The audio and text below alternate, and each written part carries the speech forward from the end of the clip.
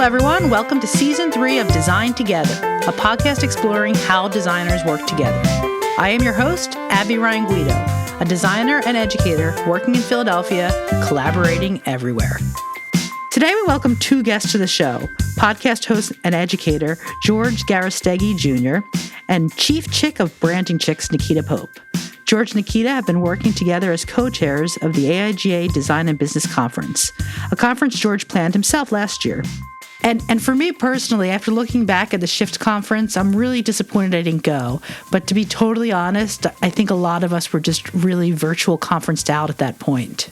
But then I looked at the format and I was like, man, that is totally up my alley. So I was really bummed out. I will not be making that mistake again. And I hope everyone listening also is able to attend, because it really is interesting and I think really beneficial for all of us interested in design and business.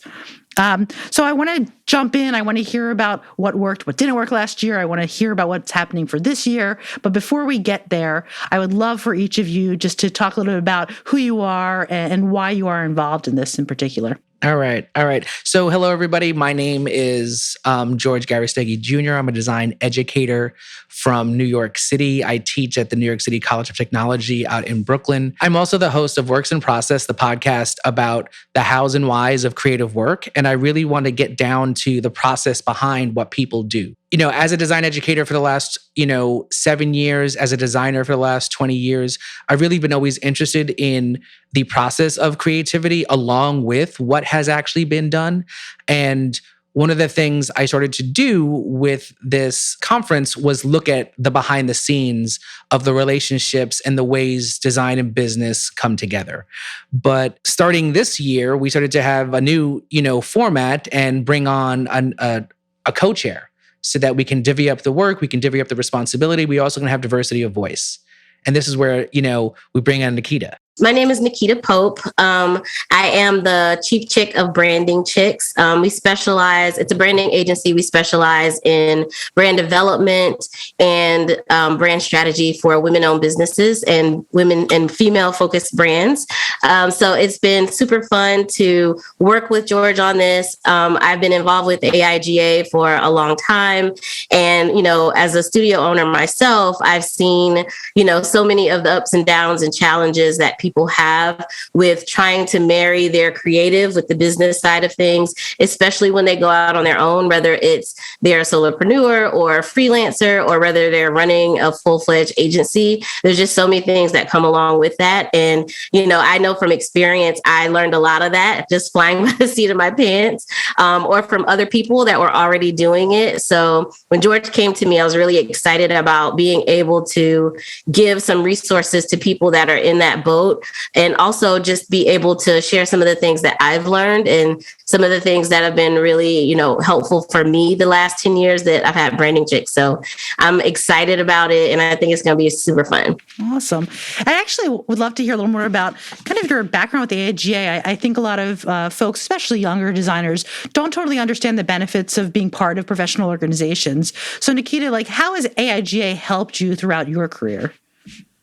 It's funny. I joined when I was a student at Miami Ad School, and then I took a break for a while, and then jumped back in, and then took another break and jumped back in.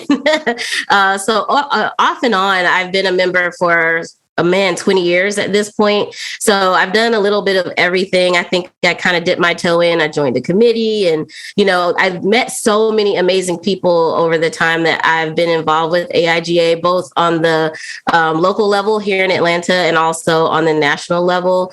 And I think so much of it is network. I've been, involved in some programs that have allowed me to also just be able to get more involved with the things that I care about. I'm also a professor, so education is important to me. So I've had a chance to do some things with education and with diversity, equity, and inclusion, which is how I met George actually on the DEI task force for AIGA. And it's been a journey, and it's allowed me to kind of touch a bunch of different aspects of the design community and the things that we're doing, and hopefully have some impact there. So I think that has has taught me a lot. It's allowed me to teach other people. And like I said, more importantly, it's just that finding your tribe, finding your people that are interested in the same things that you are, and being able to collaborate with them. You know, I might have met them through AIGA, but over time, I've ended up doing projects with people or going to speak at their chapters or the schools that they teach at, or, you know, working with other nonprofits together. So it's all full circle at some point, but so much of it is about the amazing people at AIGA. Yeah, no, absolutely. I can't agree more. I think we kind of get into our own little circle and we all went to different universities, different programs, or worked in different places. You kind of get your own clique of designers and you forget that there's another world of so many people doing the same thing you are. And so Absolutely. Just having that opportunity to make those connections is just so valuable. But George, how did you initially get involved with the AIGA? Well, it's funny, actually, probably out of school when I graduated around early 2000, there was, I knew AIGA as like finishing college and going to like, events that were available to be discounted for students and things like that. I wasn't really part of any student groups, but the AIGA New York chapter is a pretty big chapter. I think it's one of the largest chapters in all of AIGA. So, sometimes your professors will let you know that there's an event going on, there's a discounted rate, why don't you go check it out? And, started to see that and started to, I think I maybe became a member, right? Because I think it was a really cheap membership for students. And I was like, oh, if you do it within your first year, you're still like considered the student rate before you start to become that professional. And when I was starting to get emails, there was actually a thing for New York. We do mentorship programs for high school students. Okay. And it was like, oh, wow. You know what, if I who went to art and design high school, LaGuardia in New York, if I knew more about this stuff earlier, right, and had some kind of guidance, I would have maybe made smarter decisions a little bit earlier, picked up on and really got a little bit more serious. And so I applied to be a mentor. And I got it. And so in 2002, I was an AIGA New York mentor to a student at Art and Design High School. And they paired us up, and the process was you were supposed to be paired with them, from sophomore year until kind of they graduate. Oh, wow. So it was like it was a long commitment as long as you both were committed. And the person that I was paired up with, one of the ways they paired up with is they do surveys for both people, me and him. And, we were at the Cooper Hewitt Museum, and they both give us like puzzle pieces, and you have to actually like find your puzzle piece. Oh, fun. And this young, creative, he saw me standing out in a sea of designers with my Yankee hat on, which is kind of one of these attributes that I always kind of wear. And he saw me and he was like, that's my guy. And, I've been his mentor ever since. And that was 16 years ago. Wow. And so, but looking at that connection and what, that mentorship can bring, and the access and opportunity is what kind of really drove me to AIGA. And I've always been just, lingering around and kind of going and meeting people at events. And then kind of as I became an educator, there was an opportunity to do a little bit more. And that was where I looked into being part of the DEI, which I think is, design, equity, and inclusion, to start thinking about how do you impact and affect not only people in your own communities, but like you mentioned, there's a larger bunch of us. And, if we can collectively do something together, we can actually impact more people. And so with this conference, I think it was the GAIN conference. Is that right? Is that what the origin is? The 2014 GAIN conference was the last version of this. Okay. Except when it was included in a 2017 national conference. Debbie Millman, did a version of this kind of in her symposium during the 2017 version. But the official as a conference itself, it was the GAIN conference. Okay. So those are some big shoes to fill when you took it over last year. No pressure, right? Did you do it all alone? Did you have like a team of advisors? How did that kind of all come together? No, you can't do a conference like this on your own, right? It's impossible. I think one of the great things is, when I worked with the coordinators at AIGA, is that they've already done conferences. They already have a system. They kind of have the gears already in motion. What they were really looking to do is, one, from a 2014 conference to 2021 conference, 7 years, is think about how can they bring this back now, and also how do we not do the same thing we did before. Right. So one of the things I really tried to make sure and also test the waters with really is, how do we make sure AIGA continues to be relevant? How do we make sure that they're looking at design not in the very, I guess, focused lens of like graphic design? How do we, the visual only. And I think, that was one of the reasons why I believe they reached out to me. Is, one, I had a connection with the AIGA, but also my podcast is about stuff that is not strictly about the visual. And I'm really trying to dig at what's behind the work. And I think they were looking at that particular approach as a new way for this conference to kind of be re-envisioned. That's awesome. Yeah, I mean, I think that's where we align as well. Is this show is really all about how people come together and work together, and not just on what the outcome is, but how is that path to get there. And one thing that really stood out looking at the format from last year was this idea of building it around 12 projects. Was that something you brought to the table? How did that idea come about? Well, I think it was more of the format. We wanted to stay 3 days, and we figured, we can probably have a 45-minute kind of slot for each group. And considering, like you mentioned, Zoom fatigue and all these conferences going virtual, how long can you really keep people's attention? So we figured having 2 45-minute slots, about an hour and a half, have a half-hour break, and then repeat in a kind of second session and do that over 3 days, right? So I think that format, worked as far as the amount of people to get. But the difference, I think, which was, I don't think a lot of people really understood, is that, we were doing 12 projects, but we're actually asking the designers, and they have to ask their clients. Right. So there's actually 24 counterparts that you really have to make sure all can be there potentially on that one day live, right? Instead of, and live when you're not really like, oh, you want to, travel to this location and at least enjoy, it's like, can you be available but still be home? So are there any like highlight moments, any moments from the conference that you can recall that you were really excited about? I mean, I think one, doing interviews and moderating live is so difficult. One of the things I wanted to make sure was that I was asking questions that felt live and in the moment. So a lot of the times, you may have not gotten a presentation and you're watching the presentation as the event's happening live. Right. So, you have a really weird kind of connection with it where you're trying to actually pay attention, but also trying to write down things that you want to ask follow-ups to. So it's kind of like your podcast. Right. But at least you're controlling that, right? Where like, the direction. We can mess up and we can edit it out, but when you're live, you can't do that. Right. So when you're live, so the format was the presenters, have a conversation really with them and their clients for about a half hour. 25 minutes to a half hour. And then I kind of come in and maybe they glossed over some really, good nugget that I really want to dig into. And I'm going to like ask them these follow-ups. But a lot of it was just, really paying attention. I mean, my notes and my papers were all shifted around my house.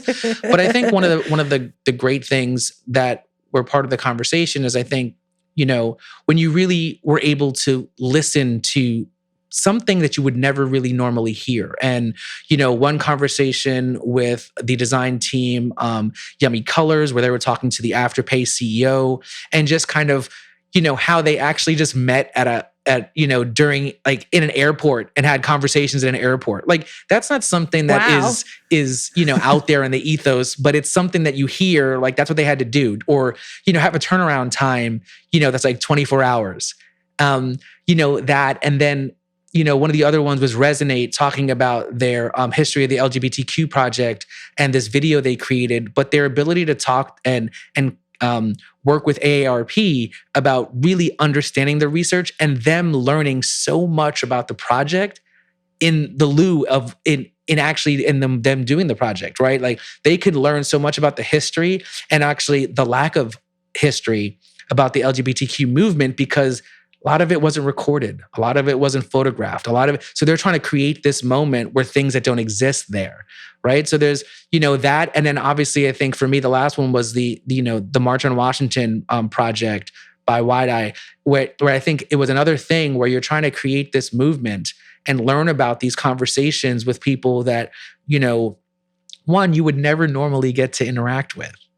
And I think that's one of the great things, that you get to actually be in contact with these people, where like if we're doing a podcast, sometimes you just do a wide net and be like, let's see who's going to do something. And I think when we have a little bit of the organization behind us, and this production value is going to be a little bit, kind of at a higher level, unfortunately, than, me and my little small budget, I think it's a little bit, it's a little easier ask to have these deeper conversations with people that maybe you just only followed, on social, or you just see what they're doing. And now you're actually having a connection, which I think was actually really, really important. I think I have to mention this for those listening, since you're not going to see the visual of George, but right behind George's head is this banner hanging up that says, "It always seems impossible until it's done," which I love. I need to get one. And it seems like that's kind of what you're talking about. Like this seemed like a lot of things to put together and to kind of be on the edge. And it's just ironic. So I had to point that out.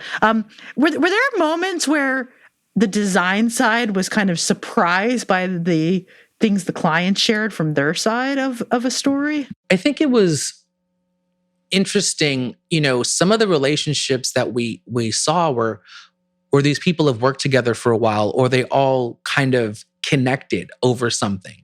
And I think it's maybe why the projects were so well received, is that, there were definitely moments where you can see that the client and the design side actually worked together and they understood each other. And I think that's something that we obviously didn't know when we selected the projects in the first place.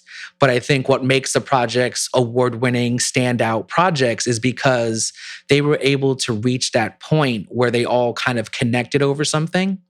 And I think that's one of the things that we may lose out, where, sometimes design is always looked as a service business. You do what the client says, and, that's all well and done, and you get your paycheck and you go home. But I think the things that are successful, the things that live on, the things that, kind of are the ones that stick out in our minds, are the ones where both the client and designer are actually working together in Kismet to kind of make sure the message is correct, the visuals are correct, the reason why you're attributing to it is correct. And I think those things are what stood out the most. And so, were they really surprised? I think maybe in the Resonate conversation, because they were able to keep on pushing and they thought they were going to get some pushback, and it was more like, okay, go ahead. And you're like, wait, hold on. Wait, I can go further. Okay, let's go a little further. And, the same way I think, kids look at that and like, well, how far can I push before, my parents get really, really mad, right? Like, so I think it was. How many times can I not listen before? Yep. So I think that was a nice takeaway, but it definitely, I think, was a reasoning why these projects were as successful as they were. Yeah, I mean, that to me is what's so interesting, is that you selected the projects and then you get to meet the designer and the client. And I think that says a lot. Like, of course, we've all had projects where you just have to do what the client says and you're doing it because you need the paycheck. And depending where you are in your career, you might be doing more of that. But I think that is such a great point for those listening to hear, is that when you do have that, I would say, respect for each other, that you each are bringing expertise. And, as a creative, we want to be creative. We don't necessarily want to, we're not here just to execute what someone is coming us. We want to share our ideas and have that relationship. So that says so much, that after the fact, you can look back and see how those relationships worked. So let's fast forward a little bit. So is this the first time, Nakita, that you're working with George on a project? You mentioned you were on a committee together. Did you collaborate on that committee? We did, didn't we? I think we did. I think, we probably just did some stuff in meetings and things like that to talk about how to move ideas forward. Yeah, I think it was a large committee, and I think sometimes we were working on initiatives individually, but I do remember having, great conversations about what our vision was for diversity, equity, and inclusion, through the lens of AIGA. And we've had multiple conversations just about teaching and how we approach teaching and that kind of thing. So I already had the experience of collaborating with George, even if it might not have been in a super formal way. So when he reached out, were you all on board, or did it take a little bit of convincing? It took a tiny bit of convincing, but mostly because mostly because my schedule is so crazy, and I just wanted to be clear about what I was stepping into. And I think that's what most people do when they're taking on, a big project, something that's going to require a real commitment. I just wanted to be sure that I could deliver and that I would have time to really tackle this the way that I wanted to. And I wanted to hear as much as I could about what it was like last year, because I know that this was sort of a re-emergence of this conference. And so, I think it's important, if someone is asking you to come on to help them with something, that you're very clear about what the vision is, and what your role is and what you're expected to do and take on and that kind of thing. So, a lot of my questions were just really around trying to wrap my head around what this experience would be like. But 50% of it was, it's George and we have fun. So it can't be that bad regardless of anything else. Right. So, yeah. So George, did you ask Nakita to join you before you started any planning, or did you jump in and then realize, I need a co-chair this time around? No, I think one of the things that we wanted to do with AIGA is I think they understand that creating a conference and asking a new person every single year is like throwing somebody into the fire. Sure. Right? You have to teach them how to do this, how to go through this. How are we, you don't have to teach them how to cold call and connect with somebody. But now, sometimes of the actual conference proceedings and getting ready to do that actually is something that if you're not comfortable with that, you have to just kind of get a little bit acclimated. And I think one of the things we wanted to do is maybe, especially because this conference is a little different, it's about business and about how things are working versus maybe, the national conference, which is about future forward thinking, this is more about practicality. And it was, well, how do we start to maybe think of this as like an onboarding process as well? And I think what we wanted to do was say, okay, hey, if I was interested in chairing / co-chairing for 2 years, meaning the first year I would be the main chair, the second year we're doing co-chair and also acclimating the next person to how this whole system works so that they can then take it over and then be the actual main chair, and then kind of keep this process going. So it's almost like a 2-year kind of thing. And so in your conference about design process, you're figuring out the process of planning the conference too. I love it. Yeah. And honestly, I think that last year, what we really decided to do was really consider process. And I really wanted to make sure this not only becomes like just an ethos because that's what I'm talking about, but this is actually the way we should be doing business in the future, right? It should not just be only because of my process. I'm hopefully, giving the headquarters another way to approach how to do this in the future and work with other people. So maybe this becomes systematic, right? And I think that's what we're trying to do. And bringing on somebody like Nakita and the way we're thinking about who to even, contact, we're doing this for like longevity. Mm-hmm. So what are the goals for the conference this year? Nakita, go ahead. We have a few. I think, one of the things that we are aligned with in terms of like George and I and our vision, and also the vision of AIGA, is that we wanted to make sure that the people that we are bringing on are not the typical people that you hear from all the time. And so for us, that looked a lot of different ways in terms of figuring out what that list would look like. So there were several criteria that we considered. We considered location, whether they were in some of the like big hubs, like big markets for design that we always hear from, or are they from other cities where they may not have a huge like design community, but there are people there doing really amazing work. International agencies. We looked at, what diversity, who's the owners of those agencies and who worked on the projects, and diversity of client as well. We looked at the age and size of the agency. We have some people that are just kind of getting started, and then we have some other people who are much more well established. So we really considered a variety of different criteria to make sure that the lineup that we end up with is as diverse as possible in every way that it can be, for a design agency. So that's one of our big goals. Another goal is that we want to make sure that the people that are our audience, and it runs the gamut. Like I said, some people are freelancers, some people run, full-fledged agencies. Some people are just thinking about jumping out there, but they don't really know where to start, or they're really scared about it, or whatever that might be, and trying to deliver information that can help people at every stage.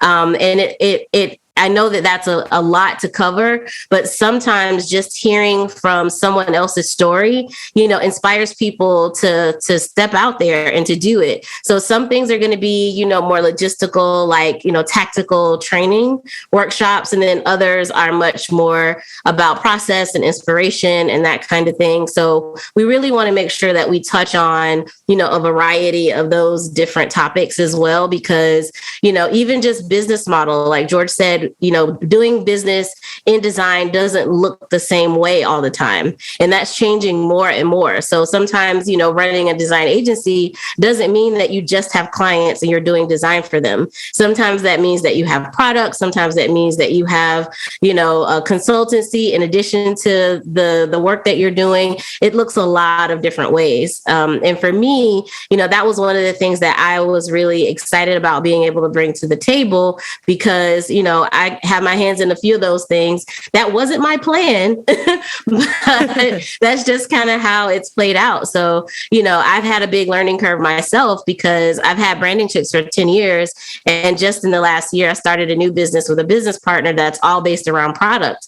And going from service to product is a very different, business model. There's a lot of different considerations that go along with that.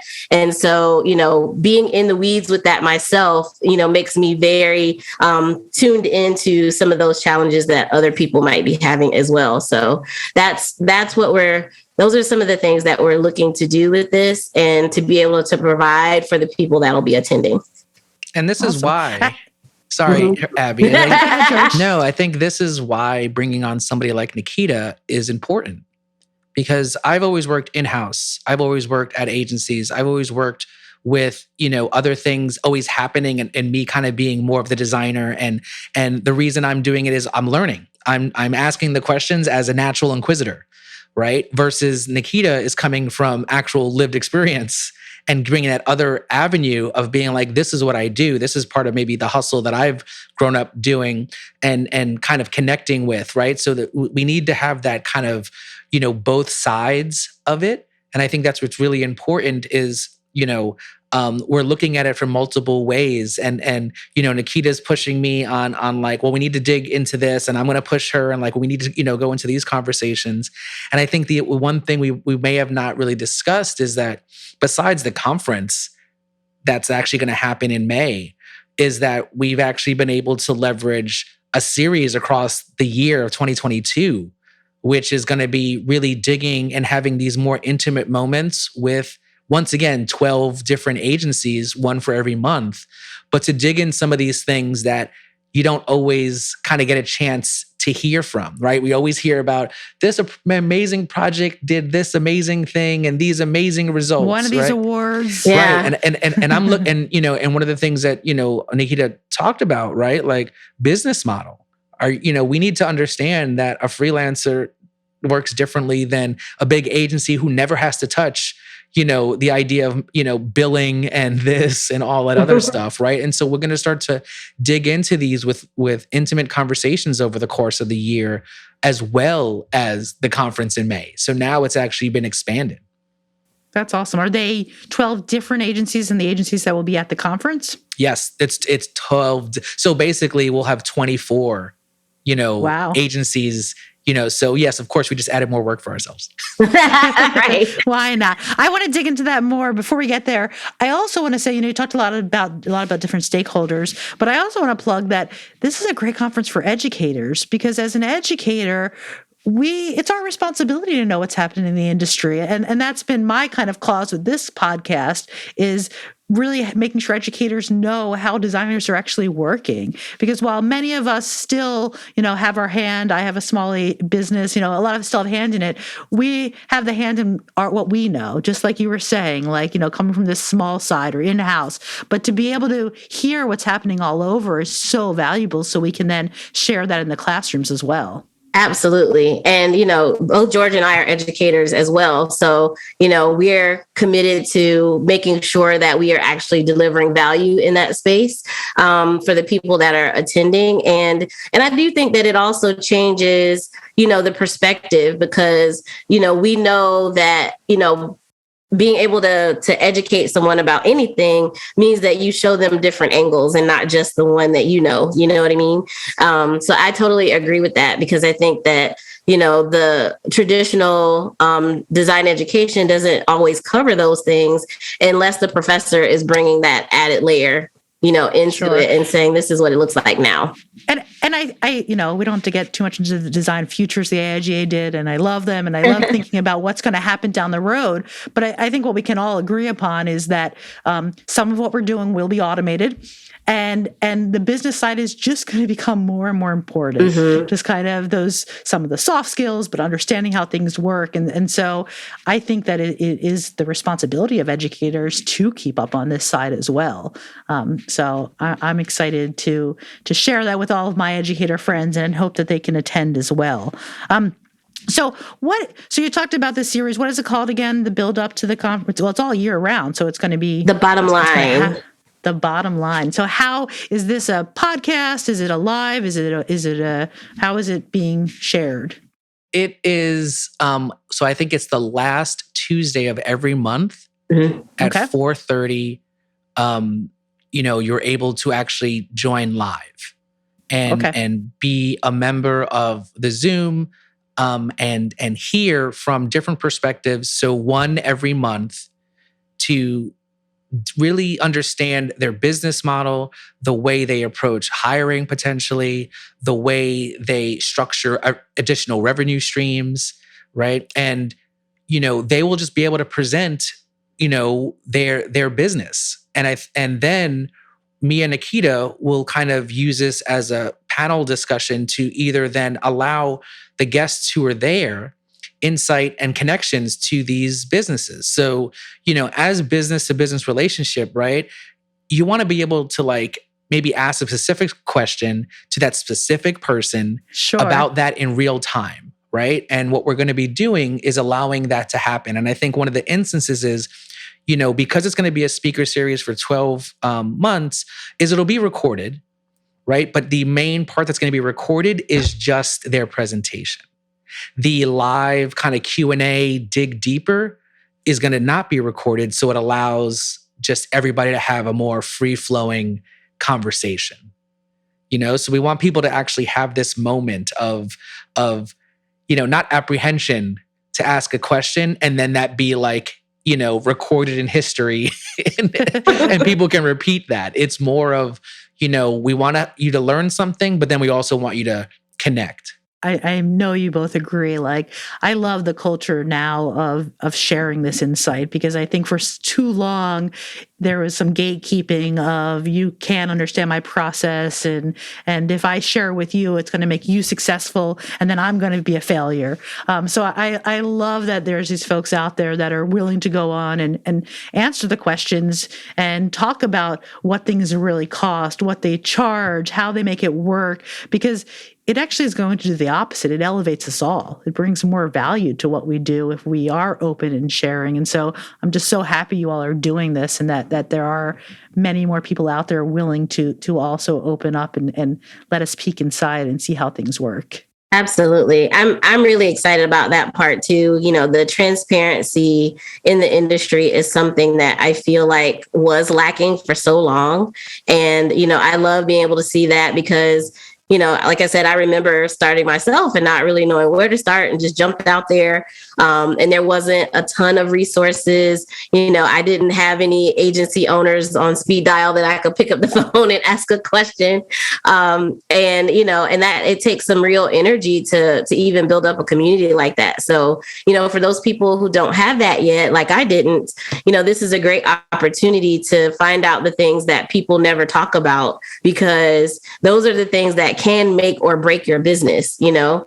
So being able to have that information, you know, straight from the horse's mouth, and you can ask very specific questions. That's everything. Like that's a huge knowledge base. So I'm really excited about that part. It's a great way to network too. For sure. A great way to make those connections. I always tell all of my students, I'm like, you talk to someone in a situation like this, go on LinkedIn and find them, send them a message, say, you know, thank you for answering my question. So keep building our own networks and, you know, that will help us all. For sure. So what are the main differences between the series versus the conference? Ooh, good one. I think the series is more allowing the unique qualities of the agency, studio, or freelancer to rise to the top. Right? Where we've selected those, and we actually have planned the whole year of that speaker series already, and we've connected with them because of these unique qualities. Right? So we want to make sure that we're touching on diversity of business model, diversity of size, how long you've been in business. Right? You know, like, yeah, we want to hear from somebody who's been doing it for 5 years, but if somebody who's been doing it for 25 years, that's an amazing feat, right? And how do you continue to do that? Right, with all the challenges that have been helping, you know, that have been happening over the years, right? Multiple revenue streams, right? Like being a designer, being a podcaster, being, you know, a consultant, having your own maybe, you know, video series that you charge for, like whatever these things that help you pay the bills or get your name out there, right? These are just the new ways that we're doing, you know, currency now, right? So I think we need to allow people to start to see that, you know, what they're doing is not wrong, is not odd, is not different. It's just the new way we're operating, and to see somebody else doing it. And I think one of the things you'll start to notice with this is you'll see people doing it who look like you, who don't look like you, from a place that you have no idea about. And that's going to be great because, like you said, as educators, which all three of us are, it's our jobs to tell students that just because you don't see it out there doesn't mean it doesn't exist. It doesn't mean you can't be the first. Doesn't mean that you have to follow somebody else's footsteps, but you could also be inspired that somebody is taking those footsteps. So, you know, the fact that we're doing it is also a great thing because it allows me to start to share with my students, well, they did it this way. Why can't you do it your own way, right? Why do you have to follow somebody else's example? Why don't you be the example if you choose to be, right? And so I think it's a great way for us to kind of continue to say that we're at the forefront, or at least helping people understand that there's diversity and differences in what design is. Because I think one of the things I wanted to make sure was that design is not just graphic design, right? Everything me and Nakita have been doing for the last, 3 months has been planning. And literally, right, design means to plan, right? So we haven't touched a piece of, you know, artwork, a typeface. Are you responsible for designing the visual collateral as well? Nope. No. Okay. AIGA does that. Yeah. Good. But I think that's the point, right? Is like now when you're trying to help, you know, shift these new conversations along, you know, your job is to plan. Your job is to connect, is to collaborate, is to network and put the pieces together.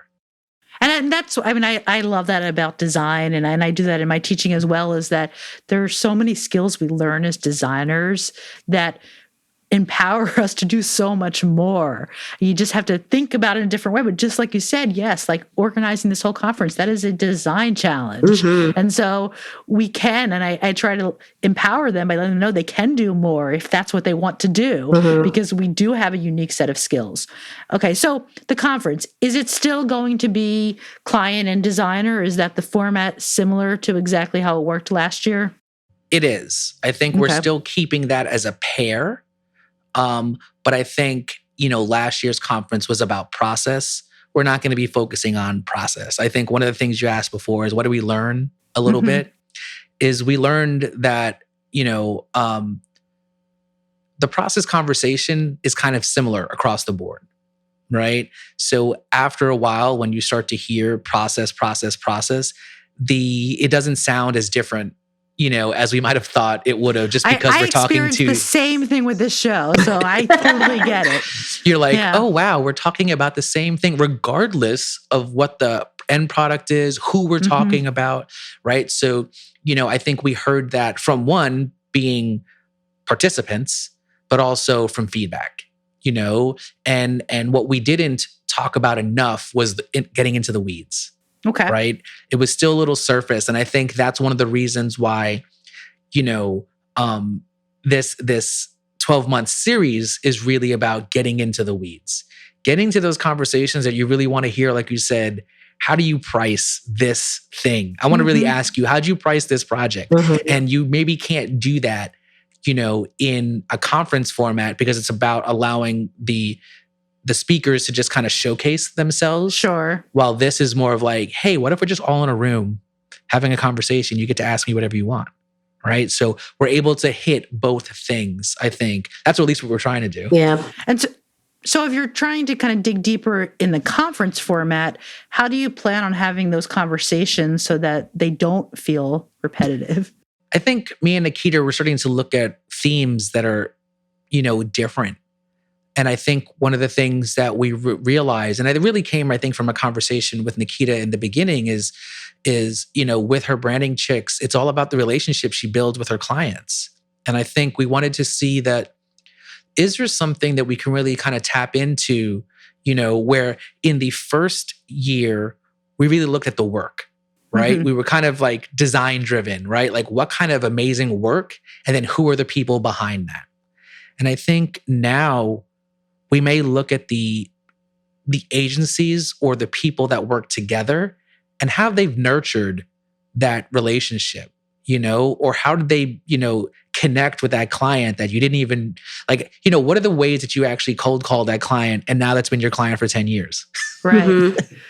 It's funny you said that, because I have on my notes here, one of the questions I wanted to talk about is, how is collaboration going to be a topic in the conference? And you just said it. It really thinking about how people work together.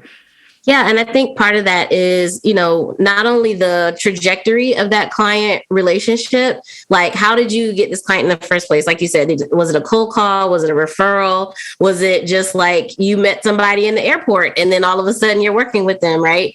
But also, what does that look like? How did you go from I have this new connection to now you're a client? And then also like all of the things that are involved in building trust with that client, because, as we talked about before, that's what creates the best work, is that level of trust. But that doesn't come overnight. Even if somebody calls you and they're like, I heard about all the wonderful work you're doing, I want to work with you.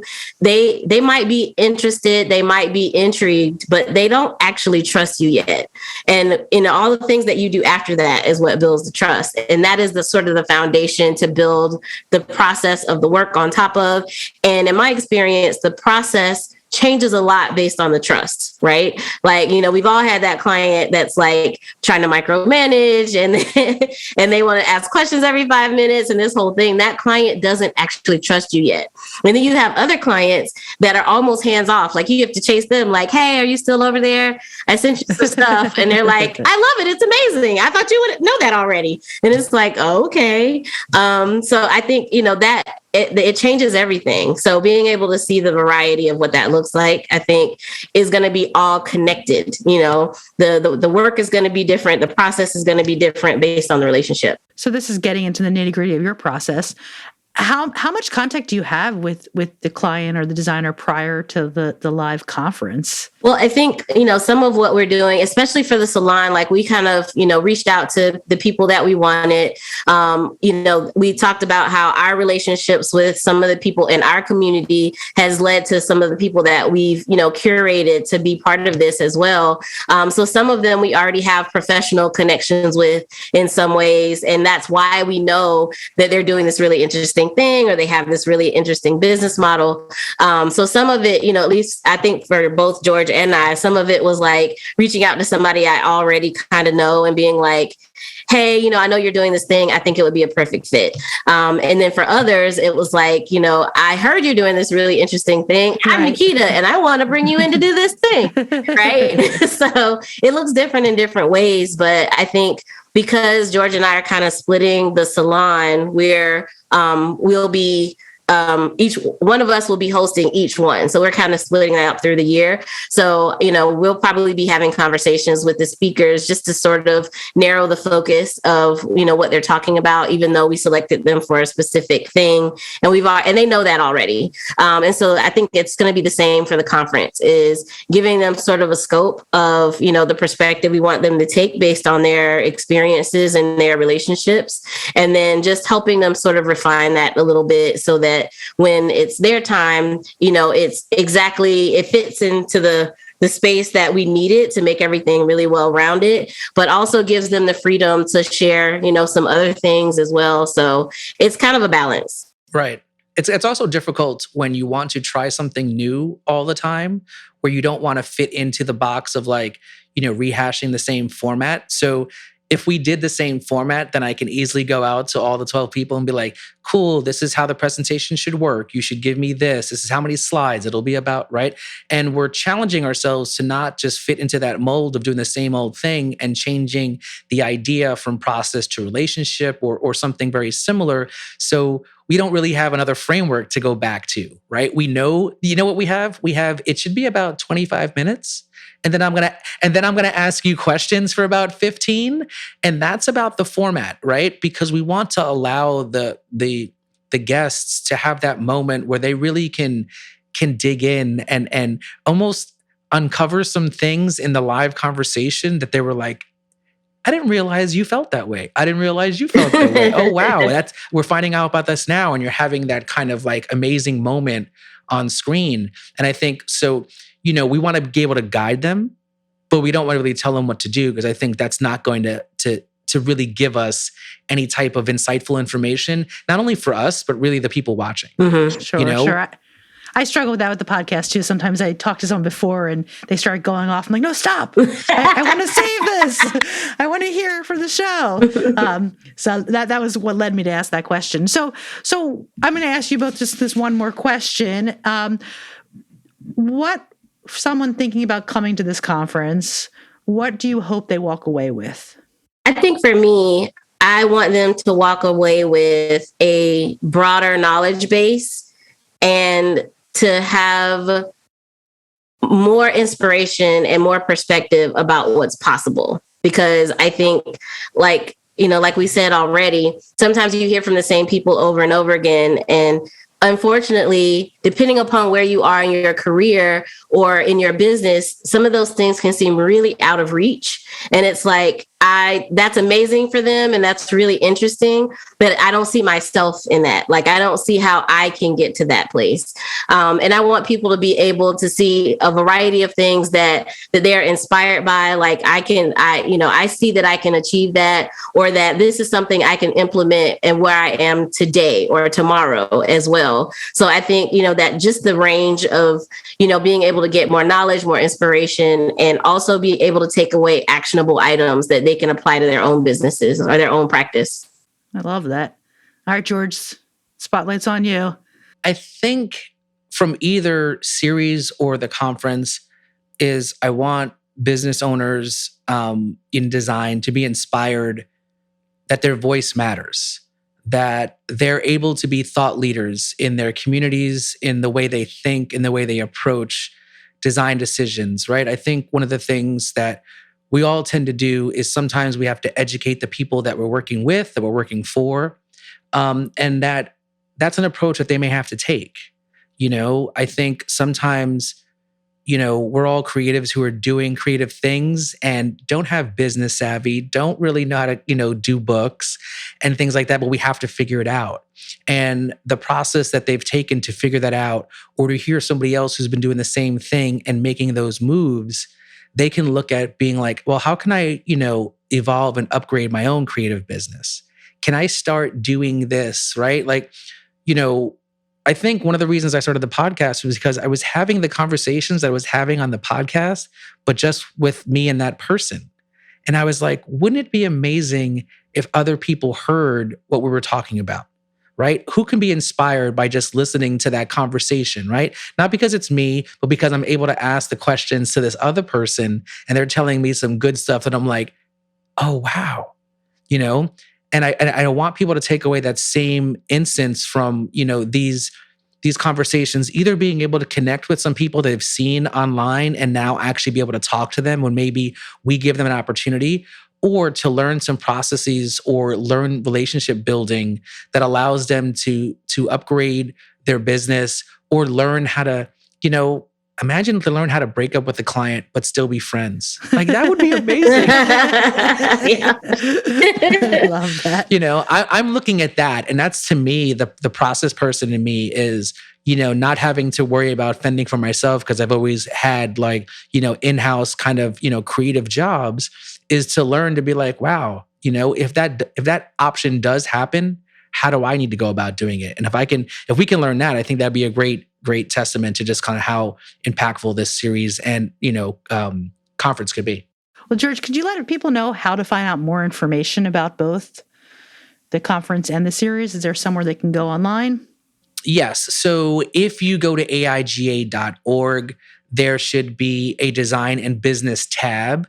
I think right now it probably won't happen. And, so let me not say it, but by the time you release this podcast, but if you go to AIGA.org, there should be a design and business tab to allow you to register for, the design and business conference.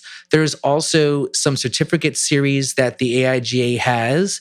And if you are already a member of that certificate series or planning to be part of that certificate series, you get a discount towards the conference, but also the speaker series going on. The speaker series, once again, will always be recorded. So even if you don't catch one live, you can catch one later on as a recording, and even the old conversations that we had from last year's conference have all been recorded, and you have access to that if you either pay for them now on their own or had access to the conference previously. So I think, being part of this larger organization and being part of, connecting with the AIGA, and that is giving us the ability to just spread the word about that. So I don't know the actual URL, which is kind of hard because I think it changes all the time, because we've been actually revamping the website every single week. But I would say go to AIGA.org and look for the design and business tab. It's under professional development.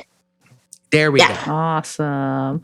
Well, thank you both so much. I'm going to kick myself for saying the next thing, but man, this conference is so right up my alley. So if you all need any help, please do reach out. But thank you both so much for being here. I can't wait for the series and the conference, and just good luck doing it all. You have a lot of more to do, I'm sure, now that you've made more work for yourselves. But no, it's wonderful, and it's going to be such a value to so many people. So thank you both so much. Thank you for having us. Thank you so much, Abby. This was great. Yeah.